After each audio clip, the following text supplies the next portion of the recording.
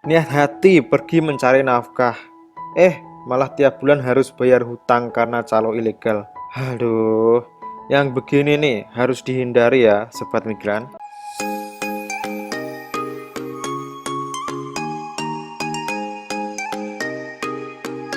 Yo, selamat pagi, selamat siang, selamat malam, dimanapun waktu kalian nonton video ini. Oke, di kabar TKI kali ini aku akan sedikit mengedukasi dan nge-share informasi dari BP2MI. Nah, ini langsung aja kita baca bareng-bareng. Niat hati pergi mencari nafkah, malah tiap bulan harus bayar hutang karena calo ilegal. Aduh, yang begini harus dihindari ya. Jadi buat teman-teman yang kepengen kerja ke luar negeri, harus ikutan jalur yang prosedural, yaitu jalur yang resmi dan tidak ilegal ya, agar teman-teman keselamatan dan yang lainnya bisa terjamin. Rayuan maut calo dan oknum sindikat penempatan ilegal memang manis, tapi isinya buruk dan bikin tekor loh. Kami tiada hentinya mengingatkan sobat migran yang ingin menuju negara penempatan harus melalui prosedur resmi. Daftar perusahaan penempatan pekerja migran yang mendapatkan izin dapat diakses mudah di website resmi bp2mi.go.id. Nah, jadi buat teman-teman yang kepengen tahu agen-agennya resmi, silahkan cek aja di bp2mi.go.id. Nah, di sini akan aku sedikit jelaskan apa sih itu yang namanya human trafficking. Oke, langsung aja kita baca bareng-bareng.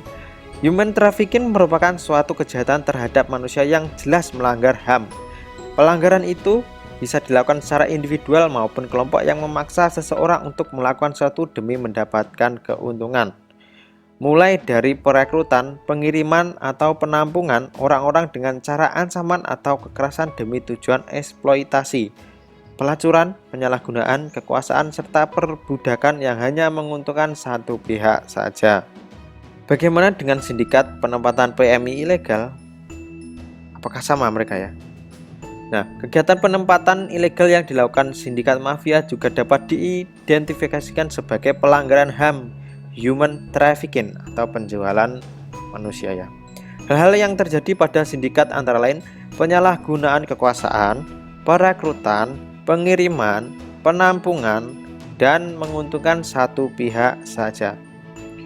Mungkin ada awalnya calo tidak melibatkan ancaman maupun kekerasan, namun jika terjerat bujuk rayuannya dan terjebak dalam lingkaran sindikat, banyak hal buruk yang bisa saja terjadi. Seperti kasus yang sudah-sudah, calo akan menawarkan bantuan sejumlah uang untuk keluarga korban. Namun di kemudian hari mereka akan mengalkulasi uang tersebut menjadi sebuah hutang dengan pelunasan melalui potong gaji bulanan.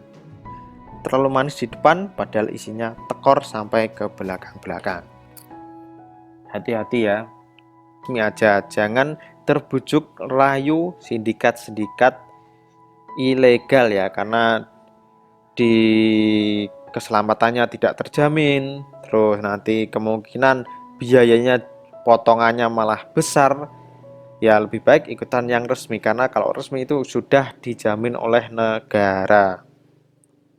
Karena di kemarin-kemarin belakangan ini banyak sekali terjadi pemberangkatan jalur non prosedural ilegal dan berhasil digagalkan oleh BP2MI.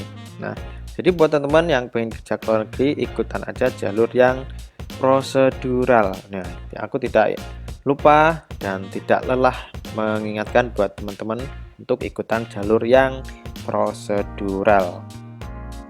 Oke, kabar TKI hari ini cukup sampai di sini. Mudah-mudahan teman-teman bisa memahami dan bisa tahu resiko-resiko apabila teman-teman ikut yang ilegal.